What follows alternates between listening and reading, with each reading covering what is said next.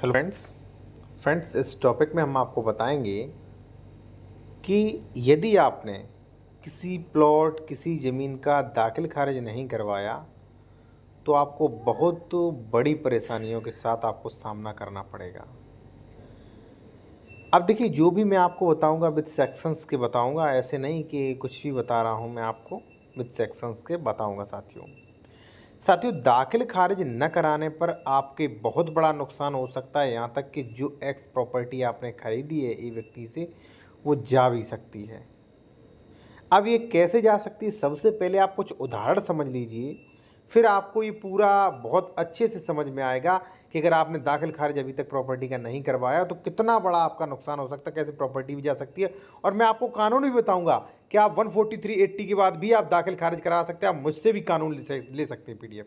ठीक है साथियों, एक चीज़ और, अगर आप किसी भी मैटर में बेहतर लीगल एडवाइस लेना चाहते हैं या डॉक्यूमेंट्स वेरिफिकेशन करवाना चाहते हैं, या प्रॉपर्टी परचेज कर रहे हैं उसका डॉक्यूमेंट्स वेरिफिकेशन करवाना है कि प्रॉपर्टी विवादित तो नहीं है, डबल रजिस्ट्री तो नहीं है, तो कॉन्टैक्ट नंबर वीडियो की डिस्क्रिप्शन में मेंशन किया गया है साथियों। ठीक है, अब देखिए यहाँ पे मैं आपको साथियों एक चीज़ बताता हूँ, थोड़ा उदाहरण से थोड़ा समझ में आएगा आपको। देखिए साथियों, ये एक्स प्रॉपर्टी है।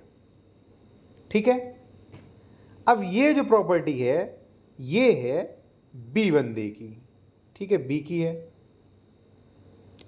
आपने बी से खरीद ली, आपका नाम है ए। ठीक है, आपने बी से खरीद ली भाई। अब देखिए, registry property transfer act section 54 के अकॉर्डिंग आप उसी दिन इसके स्वामित्व बन गए, आप मालिक बन गए।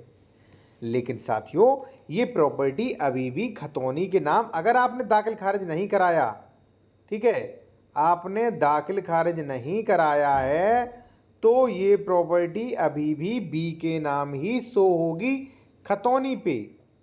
ठीक है ना। अब साथियों, ये आपने दाखिल खारिज नहीं कराया भाई, अभी भी बी के नाम हो रही है। बी आया भाई मेरे पास, ठीक है, हमारा नाम है सी। बी आया हमारे पास और बी ने ये सी को प्रॉपर्टी बेच दी। ठीक, अब आप कहोगे सर ऐसे कैसे बेच सकता है, ये तो मैंने भी खरीद ली थी। देखिए, बी ने अपनी खतौनी दिखाई मुझे, यानी कि सी को मैंने देखा, बी का नाम है, मैंने कही प्रॉपर्टी ओके, और मैंने डबल रजिस्ट्री चेक नहीं किया, थोड़ा सा कहीं मिस्टेक हो गई, मैंने चेक नहीं कर पाया, मेरे संज्ञान में नहीं आया कि आपने ज़मीन खरीदी थी ये ने, मैंने प्रॉपर्टी खरीद ली। और आपने तो दाखिल खारिज करवाया नहीं, मैंने दाखिल खारिज के लिए आवेदन करवाया, दाखिल खारिज भी हो गई।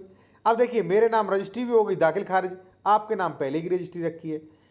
अब मान लीजिए मैं थोड़ा दबंग प्रवृत्ति का आदमी हूँ, मैंने कब्जा भी कर लिया, तो भाई आप कोर्ट कचहरी की चक्कर काटते रह जाओगे दाखिल। ठीक है ना, इसीलिए तो मैं कहता हूँ कि दाखिल खारिज करवाइए। क्यों?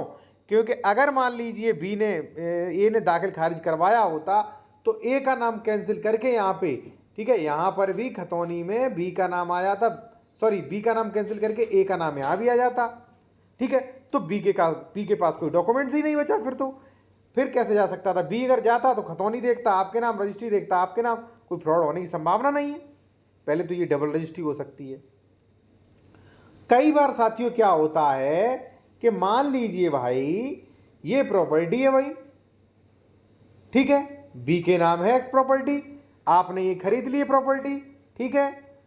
अब बी ने खतौनी में नाम है तो हो सकता है बी इस पर लोन ले ले कोई, या भी एक्सपायर हो गया और इसके बच्चे सी और डी के नाम आ गई, हो सकता है ये लोन ले ले, हो सकता है ये किसी को बेच दे, हो सकता है ये आपके उत्तराधिकारी को परेशान करें कि जमीन खाली करिए। तो तमाम प्रॉब्लम्स आपके सामने क्रिएट हो सकती हैं। ठीक है, तो अब एक चीज मैं आपको बताऊंगा, आप कहें, कई लोग कहेंगे सर हमारा ये प्रॉब्लम, हमारा ये प्रॉब्लम, हमारा ये प्रॉब्लम। भाई सभी प्रॉब्लम का समाधान है। ठीक है, एक चीज साथियों मैं और कहूंगा आपसे, यदि आप प्रक्रियाओं के बारे में सीखना चाहते हैं, जूनियर एडवोकेट ने प्रक्रियाओं के बारे में स्पेशल वीडियो, कमेंट्स रिप्लाई, नए कानूनी अपडेट्स और कोर्ट ऑर्डर्स डिस्क्रिप्शन के साथ, तो आप ज्वाइन कर सकते हैं अभी इस चैनल को ओनली 59 रुपये में। हजारों लोगों ने ज्वाइन कर रखा है, आप भी ज्वाइन कर सकते हैं स्पेशल जानकारी के लिए, स्पेशल वीडियोज़ के लिए। ठीक है, अब देखिए, तो मैंने आपको बताया भाई कि दाखिल खारिज न करवाने पर इतनी बड़ी परेशानी हो सकती है। अब दाखिल खारिज से जुड़े फैक्ट्स देखिए साथियों, आप ये समझ सकते हैं कि दाखिल खारिज का मैं स्पेशलिस्ट एडवोकेट हूँ। अगर आप किसी मैटर पे लीगल एडवाइस भी लेना चाहें तो आप उम्मीद कर सकते हैं आपको बेहतर लीगल एडवाइस मिल सकती है। कॉन्टैक्ट नंबर वीडियो के डिस्क्रिप्शन में हमारा मिल जाएगा, ठीक है, डायरेक्ट कॉल मत करिएगा। अब साथियों देखिए, कई लोग कहेंगे कि सर हमारा प्लॉट है, इसका दाखिल खारिज नहीं होगा। आप तो गलत कह रहे हो, आप क्या जानो, हमारे एडवोकेट ने मना कर दिया। एडवोकेट से पूछो कहाँ लिखा है, कहाँ लिखा है ये दाखिल खारिज नहीं होगा, ये पूछिए। मैं आपको बता दूं साथियों, 2004 से पहले प्लॉट्स का दाखिल खारिज नहीं होता था, क्योंकि फ्रैक्शन का नियम था। फ्रैक्शन का नियम कैंसिल, दाखिल खारिज चाहे आप 1 वर्ग मीटर जमीन बेचो फिर भी दाखिल खारिज होगा। अब कई महाशय कहेंगे साहब 14380 के बाद दाखिल खारिज नहीं होगा साहब। अब बताइए, हमारी तो 14380 है, गलत। 14380 के बाद भी दाखिल खारिज होगा। 143 है, 80 है, फिर भी दाखिल खारिज होगा। इस पर स्पष्ट कानून है कि 14380 वाली जमीन का भी यानी कि नामांतरण, ठीक है ना, नामांतरण होगा, ठीक है। अगर मान लीजिए बनाव वगैरह किया, अब आप कहोगे सर ऐसा क्यों कह रहे हो, इसका कोई कानून दिखाइए। चलिए मैं कानून भी दिखा देता हूं आपको।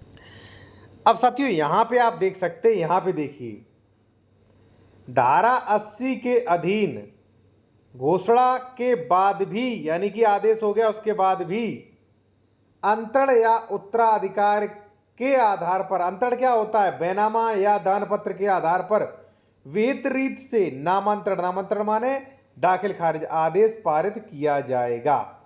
अब देखिए, आपको ये नहीं पता होगा ये कानून कहाँ है, क्योंकि भाई हमने काफ़ी रिसर्च की, कानून जो है काफ़ी रिसर्च के बाद ये आया है। आप चाहो तो इसका डिस्क्रिप्शन सहित PDF ले सकते हो, ठीक है, जिससे दिखाने से धारा 80-143 वाला मैटर सॉर्ट आउट आपका हो जाएगा, ठीक है जी। तो पहली तो ये चीज़, तो अब ये क्लियर हो गया कि आवासीय प्लॉट है, 143 है, सेक्शन 80 है, तो उसका भी दाखिल खारिज हो सकता है। और मैंने आपको बताया दाखिल खारिज कितना ज़रूरी होता है। अब कई लोग कहेंगे सर, कहीं आप कहते हो कि दाखिल खारिज जरूरी नहीं होता है, कहीं आपको, भाई मेरा काम क्या है, ऑर्डर्स दिखाना होता है। कई ऑर्डर्स ऐसे हैं जिसमें लिखा है दाखिल खारिज स्वामित्व अधिकार प्रदान नहीं करता, तो वो कभी कभी मैं वो दिखाता हूँ भाई, ठीक है ना।